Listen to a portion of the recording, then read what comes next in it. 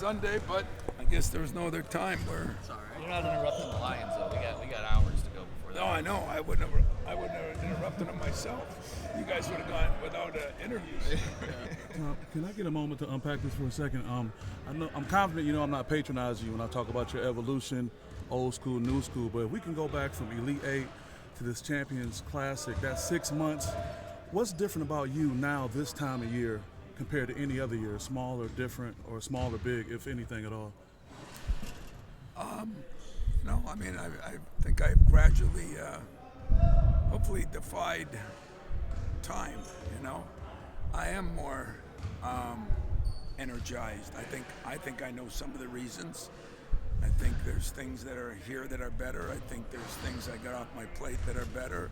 I still think I'm frustrated with the same things. I'm just trying to grow up and learn how to deal with them a little bit better. But, it's exciting that Michigan State gets to be in this thing for, 14, 15, I don't know how many years? 13 years. It's always one of the most watched nights of basketball. And I look at that as a privilege. I mean, yeah, we had to earn it, but it's still a privilege to play in it. So I'm excited to go to New York. I'm excited to see where we are. We are not great by any means yet, and that's why I said that the other night. But, and I hope you didn't take it wrong, because I got calls from NFL guys and people all over. You do have to push people. That doesn't change. If you're a parent, if you're a teacher, if you're a coach, it doesn't change. If that changes, I won't be here. So sometimes I get upset with some questions because I feel like their mama's talking. And I have no interest in that, Can I revisit that for a second? Yeah. Because a little better way to ask it was what I was trying to get at. You're known for confront and demand with these guys. Do you feel like this group can handle that maybe better than some of the recent ones? Because it seems like they respond to No, I didn't say it was a bad question. Yeah. I just said it just opens up that it means, do you think they can take you? Well, I don't really care if they can take me. They signed up for it. And they signed up for what they told me what they want to accomplish. That's the difference with me. I don't put goals up every year that are my goals. I say, give me a piece of paper, tell me what you want to accomplish, then I'll work mine in within that. So they tell me what they want to accomplish. It's my job to hold them accountable to that. I don't have to say, well, maybe they can't take it.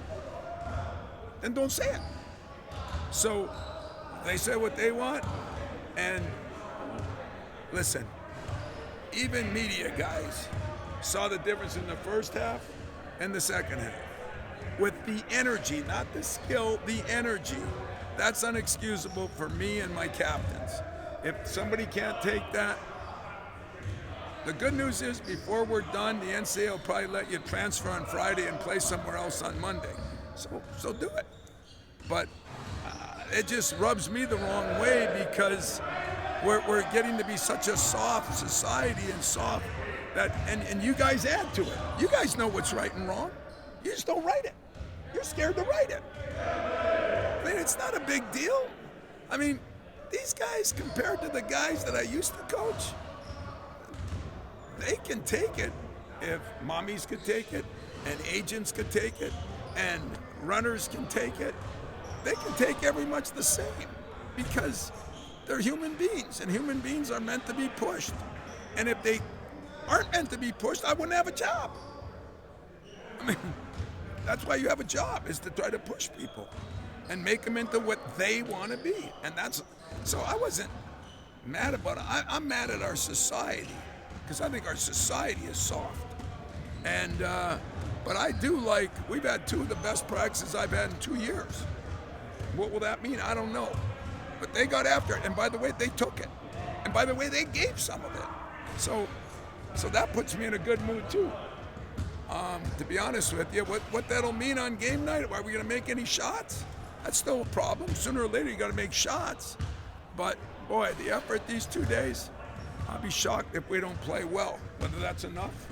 I mean, that's a hell of a team with a hell of a roster. I mean, that's 10 deep of really good players. So we'll see. What have you seen from? They've had a couple games where they're really up and then not as good. What have you seen when they're good and when they're not as good? Well, I mean, when you don't shoot the ball well, that affects everybody. You know, it's like trying to live with your defense in football. You know, the Pittsburgh Steelers, you can play great defense, and sooner or later, if the offense, it just bogs down. It makes you, you know, and I think that happens to us a little bit. What happened the other night was surprising to me, because some of my key guys came out that I love to death and I believe in, and they just didn't have the zip to them. And then it changed quickly, and I mean, you know, some of it's understandable. If we'd had accomplished something, I just want to make sure you know, our fans know, and my players know. Beating Arkansas, nope. Nobody hung a banner up for that. You know, it was a good win, you know. John wasn't happy with his team. But we didn't accomplish nothing, and I'm not saying that for coach speak or anything else. But it's amazing. I'm never on Twitter. I will never be on Twitter. But I get a lot of people that call me, you know, fans are upset about this, fans are... Why can they be upset and I'm not allowed to be? I don't get that. I'm upset too. But I'm going to hold them accountable to what I think they want to be. And that's why, you know, like Jeremy, I mean, if you look at Jeremy, our relationship with Jeremy is 20 times better than it was. And that's normal. He's really here a year and a half because of the injury and that. Doesn't understand, and then all of a sudden figures out, hey, that idiot wants me to be good too. And when that happens, it's the same thing that happened with many other players over my career. I thought the last 2 days, we kind of understood what we didn't do. Why we didn't do it, if I had that answer, I'd be a lot better off than where I'm at. But I did talk to my captains about it. I did talk to my seniors. I talked to my staff. And I took the blame myself because eventually I'm the one that's got to get that done. So, what do you make of Kentucky? Well, I mean, I told you that I thought Arkansas was one of the most talented teams I saw, and I did. But they had some younger guys. They didn't have as much experience. Kentucky's even more athletic and tougher. I think they really pushed the ball. You know, Arkansas had one guy that really pushed the ball. Kentucky's got multiple guys that push the ball. They have more than a couple of shooters. And they can shoot it from deep. You know, where Arkansas had one, maybe two. They have three, maybe four. And they're big inside, and those two guys inside complement each other. They kind of play about 22, 18 minutes, so they're usually fresh. They're well coached, and I think we're going to hit some of the better teams in the country, and they're one of them. You've spoken about Trey Ford and transferring in sort of the different systems he's played under. There's a lot of progress that needs to be made, but I'm wondering how much of a leash or a runway do you give for him to make those improvements now that he's a starter and he sort of got this opportunity to run with? You know, there's never a leash on a guy like you guys think. In other words, you guys come here for a half hour, and again, this isn't insulting, but you come here for a half hour, you know, like something happened today with one of our former guys, and people questioned, you know, is he playing it? Why isn't he playing this and that? And I just laughed because his leash, he creates his leash. If he's out here shooting them from here and making them, I'm letting him shoot them from here and he makes them. If he's shooting them from 18 feet and missing a bunch of them, well, I can't win that way. We can't win that way. So a leash means old school, too hard on them, not gonna let them do anything. I mean, to be honest with you, we have the freedom to run our break and run every time. We have the freedom. I mean, if you ask a guy, and you can go ask him after this, how many times did he tell you it's a bad shot during the game? I told Trey that was one there because that's what Trey does. He makes a shot, and he thinks he's an AU ball and he's going to make the net. But if you remember, in fairness to him, and it's why I hate the rule. What's his name that we had in here for 3 years?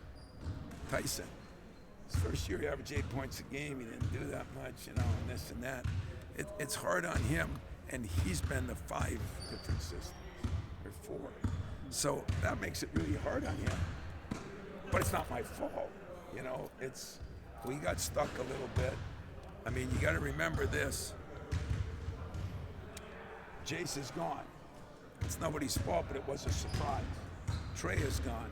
Nobody's fault, but it was a surprise. One of my better shooters is walking around here and won't play this year. He was probably the best transfer. So we're adjusting too as we go. It's not an excuse, it's just a fact of life that we've had to adjust to. And some of that was a little surprising, so we hadn't planned for it. I guess I'll do a better job of planning. Would you have to think, or I guess what would be your thoughts on the recruiting class you just signed? Some services have it number 1 in the country, but the 4 guys you guys bring in. You know what? I think it is one of the top in the country, honestly. But I am not ready to. First of all, there'll be a lot more signings. Yeah. Second of all, there's a lot of good programs out there that haven't recruited a high school kid in 3 years. So what do they do when it's the transfer portal at the end of the year? And that's when it'll matter. But on paper, what we needed, what we got, I love the class. I love the families that are involved with them. I love the grades. I love the guys. I love that they've all been from winning programs. I think my staff did a hell of a job. And but who knows where it'll end up, because they'll be pretty soon you guys will be thinking, they already are, who's the best transfer, who's the number 1 transfer, So a lot of schools aren't recruiting freshmen, and at least legally right now, you can't claim a transfer, even though there's a bunch of them already transferring, but you can't do that right now. So I'll just wait and see what happens. But for me, for Michigan State, I think it was a phenomenal class. For Jeremy, how much more ceiling is there? And how close do you feel he's getting to doing the way you want to believe? Jeremy has been really good. I mean, he's still not 100% back that he trusts himself.